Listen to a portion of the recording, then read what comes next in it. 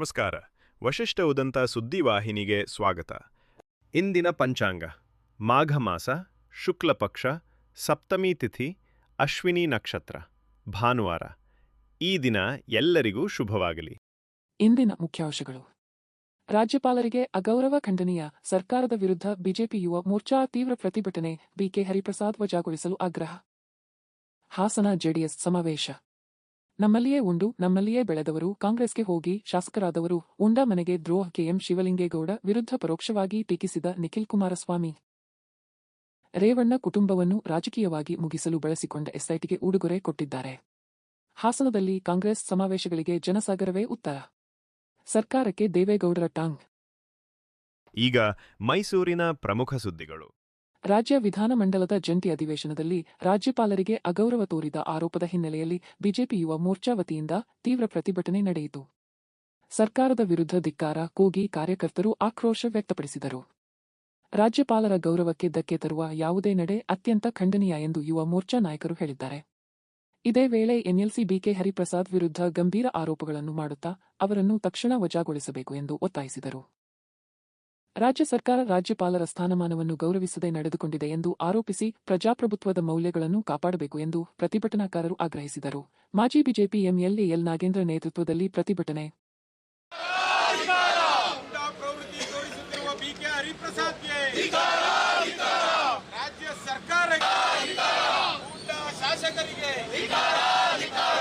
ಕಾಂಗ್ರೆಸ್ ಶಾಸಕರಿಗೆ ಪ್ರವೃತ್ತಿ ತೋರಿಸುತ್ತಿರುವ ಬಿಕೆ ಹರಿಪ್ರಸಾದ್ಗೆ, ಕಾಂಗ್ರೆಸ್ ಪಕ್ಷಕ್ಕೆ ಉದ್ದೇಶಿಸಿ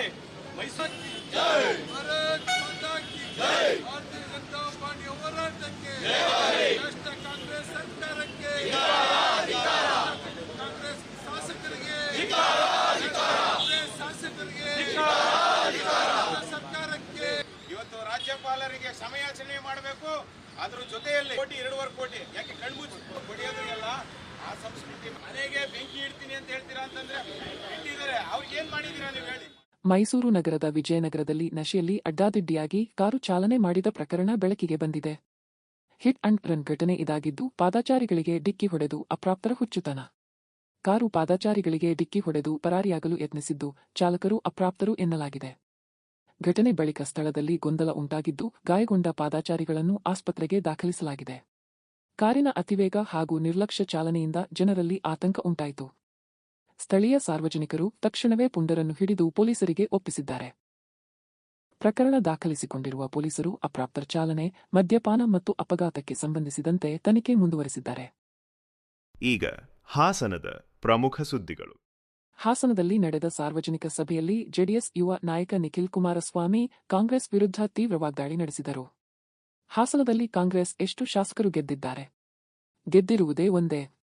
ಅದು ಕೂಡ ನಮ್ಮಲ್ಲಿಯೇ ಇದ್ದು ನಮ್ಮಲ್ಲಿಯೇ ಉಂಡು ನಮ್ಮಲ್ಲಿಯೇ ಬೆಳೆದವರು ಕಾಂಗ್ರೆಸ್ಗೆ ಹೋಗಿ ಶಾಸಕರಾದವರು ಎಂದು ಕಿಡಿಕಾರಿದರು. ಶಾಸಕರಾದ ಕೆಎಂ ಶಿವಲಿಂಗೇಗೌಡ ವಿರುದ್ಧ ಪರೋಕ್ಷವಾಗಿ ಟೀಕಿಸಿ, ಆ ಪುಣ್ಯಾತ್ಮನ ಮಂತ್ರಿ ಮಾಡ್ತಿರೋ ನೀರಲ್ಲಿ ಬಿಡ್ತಿರೋ ನಿಮಗೆ ಬಿಟ್ಟಿದ್ದು, ಅವರಿಗೆ ಸಚಿವ ಸ್ಥಾನ ಕೊಡುತ್ತಾರೋ ಅಥವಾ ಕಡೆಗಣಿಸುತ್ತಾರೋ ಗೊತ್ತಿಲ್ಲ ಎಂದರು. ಇದೇ ವೇಳೆ ಮಾಜಿ ಪ್ರಧಾನಿ ಎಚ್.ಡಿ. ದೇವೇಗೌಡ, ಮಾಜಿ ಸಿಎಂ ಕುಮಾರಸ್ವಾಮಿ ಹಾಗೂ ಮಾಜಿ ಸಚಿವ ಎಚ್.ಡಿ. ರೇವಣ್ಣ ಅವರ ಕೊಡುಗೆಗಳು ಜನರ ಹೃದಯದಲ್ಲಿ ಶಾಶ್ವತ ಎಂದು ಹೇಳಿದರು. ನಮ್ಮಲ್ಲೇ ತಿಂದು ನಮ್ಮಲ್ಲೇ ಉಂಡು ನೀವೇ ಬೆಳೆಸಿ ನೀವೇ ಗೆದ್ದು ಉಂಡು ತಿಂದು ಕೊನೆಗೆ ಅಂತಿಮವಾಗಿ ತಿಂದಂತ ಮನೆಗೆ ಎತ್ತ ತಾಯಿಗೆ ದ್ರೋಹ ಬರೀತಕ್ಕಂಥ ಒಂದು ಕೆಲಸವನ್ನು ಮಾಡತಕ್ಕಂಥ ಏಕೈಕ ವ್ಯಕ್ತಿ ಮತ್ತು ಕಾಂಗ್ರೆಸ್ನಲ್ಲಿ ಇರ್ತಕ್ಕಂಥ ಶಾಸಕ. ಕಾಂಗ್ರೆಸ್ನವ್ರನ್ನ ನಾವು ಪ್ರಶ್ನೆ ಕೇಳಬೇಕು. ಅಲ್ಲದೆ ನಿಮಗೆ ಹಾಸನ ಜಿಲ್ಲೆ ಬಗ್ಗೆ ಅಷ್ಟೆಲ್ಲ ಚಿಂತೆ, ಅಷ್ಟೆಲ್ಲ ಕಾಳಜಿ ಇದ್ರೆ ಹಾಸನ ಜಿಲ್ಲೆಗೂ ಬೆಳಿಬೇಕು ಅನ್ನೋದಾದ್ರೆ ಉಸ್ತುವಾರಿ ಮಂತ್ರಿಗಳು ಯಾರಪ್ಪ ಮಾಡಿದ್ದೀರಿ? ಬೆಂಗಳೂರು ಹೋಗ್ಬೇಕು ಉಸ್ತುವಾರಿ ಮಂತ್ರಿಗಳು, ತುಮಕೂರು ಜಿಲ್ಲೆ ಹೋಗ್ಬೇಕು ಉಸ್ತುವಾರಿ ಮಂತ್ರಿಗಳು, ಹಾಸನ ಸ್ವಾಭಿಮಾನ ಎಲ್ಲಿಗೆ ಎತ್ಕೊಳ್ಳೋದಿರ್ತಾ ಇದ್ದೀರಪ್ಪ ನೀವು? ಹಾಸನದಲ್ಲಿ ಯಾರಿವೆ? ಅಲ್ಲ, ನೀವು ಪಾರ್ಟಿ ಇಟ್ಟಂತ ವಿಚಾರ. ಆ ಪುಣ್ಯಾತ್ಮ ನೀವು ಮಂತ್ರಿ ಮಾಡ್ತೀರೋ ಅಥವಾ ನೀರಲ್ಲಿ ಕೊಡ್ತೀರೋ ಇನ್ನೊಂದ್ ಕಡೆ ಚೆಲ್ತೀರೋ ನನಗೆ ಗೊತ್ತಿಲ್ಲ. ಬಸ್ನಲ್ಲಿ ಪ್ರಯಾಣಿಸುತ್ತಿದ್ದ ವೇಳೆ ಪ್ರಯಾಣಿಕರು ಕಳೆದುಕೊಂಡಿದ್ದ ಸುಮಾರು 15 ಗ್ರಾಂ ತೂಕದ ಚಿನ್ನದ ಸರವನ್ನು ಚಾಲಕ ಹಾಗೂ ನಿರ್ವಾಹಕರು ಪ್ರಾಮಾಣಿಕತೆಯಿಂದ ಪತ್ತೆಹಚ್ಚಿ ಸಂಬಂಧಿಸಿದವರಿಗೆ ಸುರಕ್ಷಿತವಾಗಿ ವಾಪಸ್ ನೀಡಿದ್ದಾರೆ. ಪ್ರಯಾಣ ಮುಗಿದ ಬಳಿಕ ಬಸ್ ಪರಿಶೀಲನೆ ನಡೆಸಿದಾಗ ಚಿನ್ನದ ಸರ ಸಿಕ್ಕಿದ್ದು ತಕ್ಷಣವೇ ಅಧಿಕಾರಿಗಳ ಗಮನಕ್ಕೆ ತಂದಿದ್ದಾರೆ. ನಂತರ ಸರವನ್ನು ಕಳೆದುಕೊಂಡಿದ್ದ ಪ್ರಯಾಣಿಕರನ್ನು ಗುರುತಿಸಿ ಯಾವುದೇ ಲಾಭಾಪೇಕ್ಷೆಯಿಲ್ಲದೆ ಹಿಂತಿರುಗಿಸಿದ್ದು ಮಾನವೀಯತೆಯ ಮಾದರಿಯಾಗಿದೆ. ಚಾಲಕ ಹಾಗೂ ನಿರ್ವಾಹಕರ ಈ ಪ್ರಾಮಾಣಿಕ ನಡೆ ಸಾರ್ವಜನಿಕರಿಂದ ಭಾರೀ ಮೆಚ್ಚುಗೆಗೆ ಪಾತ್ರವಾಗಿದ್ದು ಸಾರ್ವಜನಿಕ ಸಾರಿಗೆ ಸಿಬ್ಬಂದಿಯ ಮೇಲಿನ ನಂಬಿಕೆಯನ್ನು ಮತ್ತಷ್ಟು ಹೆಚ್ಚಿಸಿದೆ. ನರಸೀಪುರದಿಂದ ನಮ್ಮ ತಾಯಿಯವರು ಬಂದಿದ್ರು, ಬಸ್ ಹತ್ತಿದ್ರು, ಸಿಟಿ ಬಸ್. ಅವಾಗ ಶ್ರೀರಾಮದವ್ರ ಕಟ್ಟೆ ಹತ್ರ ಇಳಿದಿದ್ರು. ಅವಾಗ ಪರ್ಸು ಮಿಸ್ ಬಿದ್ದೋಗಿತ್ತು. ಅವಾಗ ಪಾಪ ಇವರು ಕಂಡಕ್ಟರ್ ಅಣ್ಣವ್ರು ಎತ್ಕೊಂಡಿದ್ರು. ಅವಾಗ ಎತ್ಬಿಟ್ಟು ನಾವು ಫೋನ್ ಮಾಡೋ ಹೊತ್ತಿಗೆ ತಂದು ಕೊಟ್ರು. ಪಾಪ ಮಾನವೀಯತೆ ಬರೆದು ಹೊರಟಿತ್ತು. ಅದ್ರೊಳಗಡೆ ತಲುಪಿಸಿದರು. ಅವ್ರಿಗೆ ಧನ್ಯವಾದಗಳು. ನರಸೀಪುರದಿಂದ ನಮ್ಮ ತಾಯಿಯವರು ಬಂದಿದ್ರು, ಬಸ್ ಹತ್ತಿದ್ರು, ಸಿಟಿ ಬಸ್. ಅವಾಗ ಶ್ರೀರಾಮದವ್ರ ಕಟ್ಟೆ ಹತ್ರ ಇಳಿದಿದ್ರು. ಅವಾಗ ಪರ್ಸು ಮಿಸ್ ಬಿದ್ದೋಗಿತ್ತು. ಅವಾಗ ಪಾಪ ಇವರು ಕಂಡಕ್ಟರ್ ಅಣ್ಣವ್ರು ಎತ್ಕೊಂಡಿದ್ರು. ಅವಾಗ ಎತ್ಬಿಟ್ಟು ನಾವು ಫೋನ್ ಮಾಡೋ ಹೊತ್ತಿಗೆ ತಂದು ಕೊಟ್ರು. ಪಾಪ ಮಾನವೀಯತೆ ಬರೆದು ಹೊರಟಿತ್ತು. ಅದ್ರೊಳಗಡೆ ತಲುಪಿಸಿದರು. ಅವ್ರಿಗೆ ಧನ್ಯವಾದಗಳು. ಈಗ ಚಿಕ್ಕಮಗಳೂರಿನ ಪ್ರಮುಖ ಸುದ್ದಿಗಳು. ಚಿಕ್ಕಮಗಳೂರು ನಗರ ಪೊಲೀಸ್ ಠಾಣಾ ವ್ಯಾಪ್ತಿಯಲ್ಲಿ ಕೆಎಸ್ಆರ್ಟಿಸಿ ಬಸ್ಸಿನಲ್ಲಿ ಯುವತಿಯ ಮೇಲೆ ಹಲ್ಲೆ ನಡೆದಿರುವ ಗಂಭೀರ ಘಟನೆ ವರದಿಯಾಗಿದೆ. ಬೆಂಗಳೂರಿನಿಂದ ಚಿಕ್ಕಮಗಳೂರಿಗೆ ಬರುತ್ತಿದ್ದ ಬಸ್ಸಿನಲ್ಲಿ ಯುವತಿ ಮಧ್ಯೆ ಗಲಾಟೆ ನಡೆದಿದ್ದು, ಗಲಾಟೆ ತೀವ್ರಗೊಂಡಾಗ ಯುವತಿಯ ವೇಲ್ ಬಳಸಿ ಆಕೆಯ ಕೈಗಳನ್ನು ಕಟ್ಟಿರುವುದು ಪ್ರಯಾಣಿಕರ ಮೊಬೈಲ್ ವಿಡಿಯೋದಲ್ಲಿ ದಾಖಲಾಗಿದೆ. ರಾತ್ರಿ ಸುಮಾರು 9 ಗಂಟೆಗೆ ಹಾಸನದ ಬಳಿ ಈ ಘಟನೆ ನಡೆದಿದೆ ಎನ್ನಲಾಗಿದೆ. ಬಸ್ ನಿಲ್ದಾಣ ತಲುಪುವ ಮುನ್ನ ಯುವಕ ಕೈಯಲ್ಲಿದ್ದ ವೇಲ್ ಬಿಚ್ಚಿದ್ದಾನೆ. 112ಕ್ಕೆ ಕರೆ ಬಂದ ಬಳಿಕ ಪೊಲೀಸರು ತನಿಖೆ ಆರಂಭಿಸಿದ್ದು, ಚಿಕ್ಕಮಗಳೂರು ಬಸ್ ನಿಲ್ದಾಣದ ಸಿಸಿ ಕ್ಯಾಮೆರಾ ದೃಶ್ಯಗಳ ಆಧಾರದಲ್ಲಿ ಇಬ್ಬರ ಪತ್ತೆಗೆ ಶೋಧ ನಡೆಸುತ್ತಿದ್ದಾರೆ.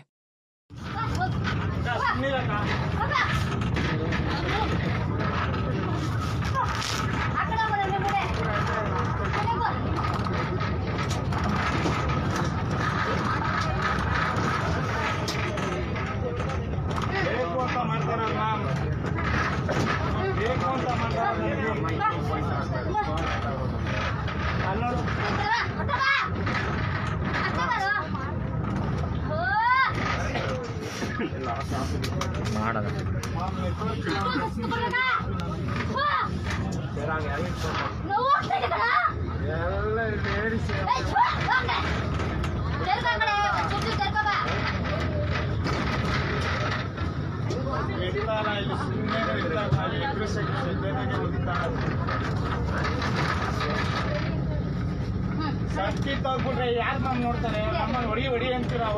ಅಕ್ಕಿ ತಗ್ಬಿಟ್ರೆ ಯಾರು ನೋಡ್ತಾರೆ ಹೇಳ್ರಿ? ಹೊಡಿಬೇಡಿ,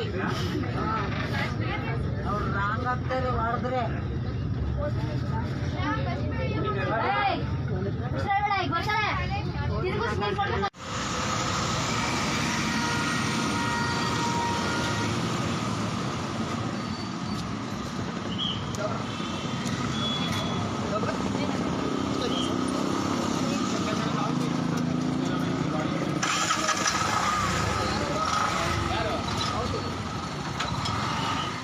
ಹಾಸನ, ಬೇಲೂರು, ಚಿಕ್ಕಮಗಳೂರು ಮುಖ್ಯ ರಸ್ತೆಯ ದುಸ್ಥಿತಿಗೆ ವಿರೋಧ ವ್ಯಕ್ತಪಡಿಸಿ ಕನ್ನಡ ಸೇನೆ, ಕರ್ನಾಟಕದ ಕಾರ್ಯಕರ್ತರು ಸಂಸದ ಕೋಟ ಶ್ರೀನಿವಾಸ್ ಪೂಜಾರಿ ಅವರಿಗೆ ಮನವಿ ಪತ್ರ ಸಲ್ಲಿಸಿದರು.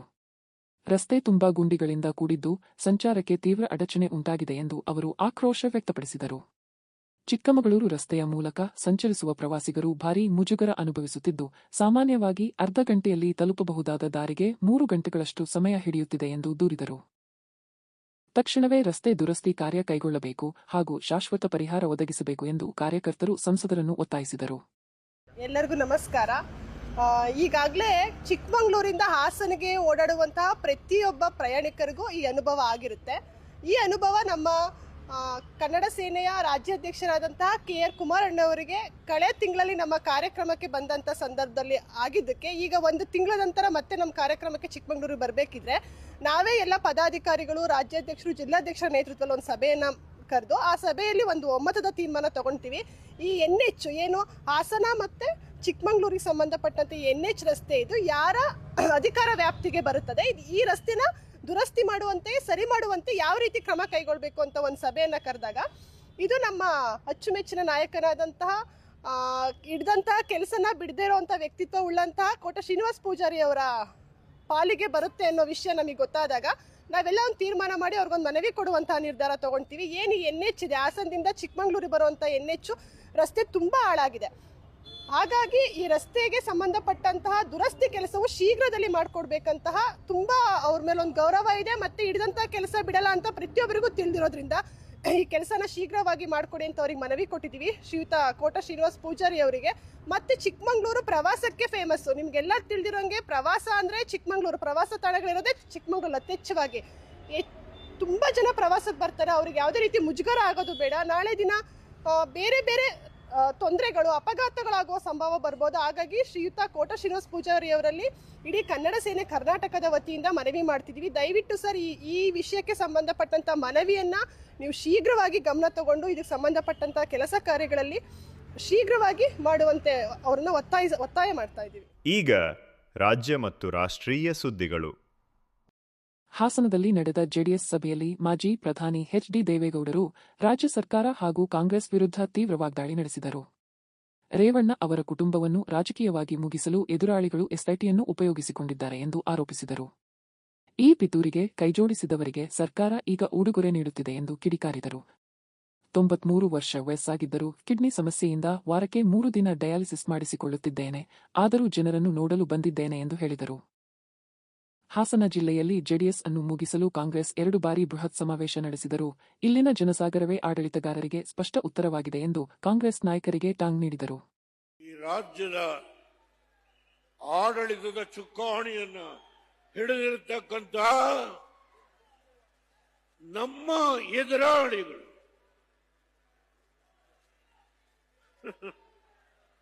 ಹೇಳ್ತಾರೆ, ಇವತ್ತು ರೇವಣ್ಣವ್ರನ್ನ ಮುಗಿಸ್ಲಿಕ್ಕೆ, ರೇವಣ್ಣವ್ರನ್ನ ಕುಟುಂಬವನ್ನ ಮುಗಿಸ್ಲಿಕ್ಕೆ ಯಾವ SIT ಅಧಿಕಾರಿಗಳಿದ್ದಾರೋ ಅವರಿಗೆ ಉಡುಗೊರೆಯನ್ನ ಕೊಟ್ಟಿದ್ದಾರೆ.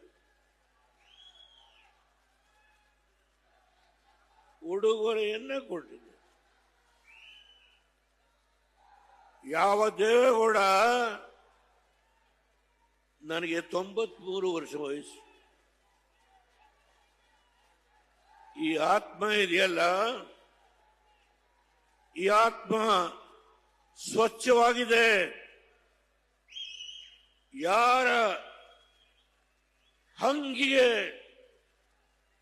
ನಾನು ತಲೆಬಾಗಲಿಲ್ಲ. ದುಡಿದಿದ್ದೇನೆ, ಕಷ್ಟಪಟ್ಟಿದ್ದೇನೆ.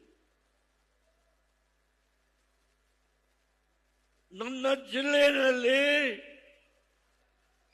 ಒಂದು ಸಾರಿ ನನ್ನನ್ನು ಸೋಲಿಸಿದ್ರು ಹೊಳೆ ನರಸೀಪುರದಲ್ಲಿ. ಕಾರಣ, ಒಂದು ಸಿನಿಮಾ ಥಿಯೇಟರ್ನ ಕಟ್ಟಿದ್ರು ಅಂತ ಹೇಳಿ ಅದಕ್ಕೆ ದೊಡ್ಡ ಅಪಪ್ರಚಾರ, ನನ್ನ ಸೋಲಿಸಿದ್ರು. ನಾನು ಅದ್ರ ಬಗ್ಗೆ ಚರ್ಚೆ ಮಾಡಲ್ಲ. ಶಿವಮೊಗ್ಗ ಜಿಲ್ಲೆಯ ಹೊಸನಗರ ತಾಲೂಕಿನ ಮೇಲಿನ ಬೆಸಗೆ ಗ್ರಾಮ ಪಂಚಾಯತ್ ಸದಸ್ಯ ಧರ್ಮಪ್ಪ ಅವರ ದಬ್ಬಾಳಿಕೆ ವಿರುದ್ಧ ಗ್ರಾಮಸ್ಥರಲ್ಲಿ ಆಕ್ರೋಶ ವ್ಯಕ್ತವಾಗಿದೆ. ವಸವೆ ಗ್ರಾಮದ ರಸ್ತೆ ಕಾಮಗಾರಿ ಕುರಿತು ಪ್ರಶ್ನಿಸಿದ ಸ್ಥಳೀಯ ನಿವಾಸಿ ರಮೇಶ್ ಅವರಿಗೆ ಸಾರ್ವಜನಿಕವಾಗಿ ಅವಾಚ್ಯ ಶಬ್ದಗಳಿಂದ ನಿಂದನೆ ನಡೆಸಿರುವುದಲ್ಲದೆ ಚಪ್ಪಲಿಯಿಂದ ಹೊಡೆಯಲು ಮುಂದಾದ ಘಟನೆ ವಿಡಿಯೋದಲ್ಲಿ ದಾಖಲಾಗಿದ್ದು ಸಾಮಾಜಿಕ ಜಾಲತಾಣಗಳಲ್ಲಿ ವೈರಲ್ ಆಗಿದೆ. ಕಾಂಗ್ರೆಸ್ ಮುಖಂಡರಾಗಿರುವ ಧರ್ಮಪ್ಪ ಅವರಿಗೆ ಕಾನೂನಿನ ಭಯವೇ ಇಲ್ಲವೇ ಎಂದು ಗ್ರಾಮಸ್ಥರು ಪ್ರಶ್ನಿಸಿದ್ದಾರೆ. ಜನಪ್ರತಿನಿಧಿಯ ಈ ವರ್ತನೆ ಖಂಡನೀಯವಾಗಿದ್ದು ಸಂಬಂಧಿಸಿದ ಅಧಿಕಾರಿಗಳು ಕೂಡಲೇ ಕ್ರಮ ಕೈಗೊಳ್ಳಬೇಕು ಎಂದು ಸ್ಥಳೀಯರು ಒತ್ತಾಯಿಸಿದ್ದಾರೆ.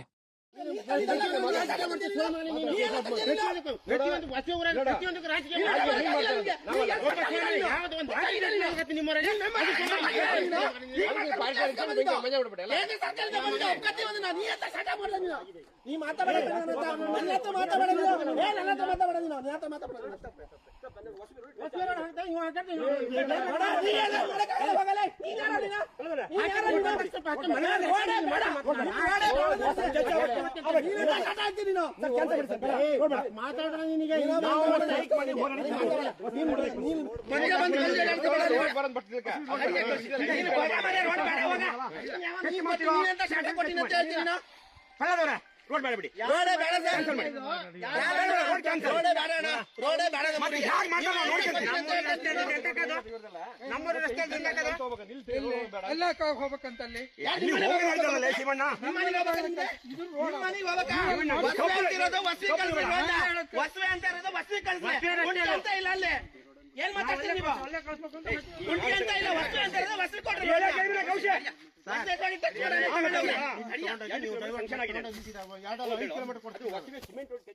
ಮತ್ತೊಮ್ಮೆ ಮುಖ್ಯಾಂಶಗಳು.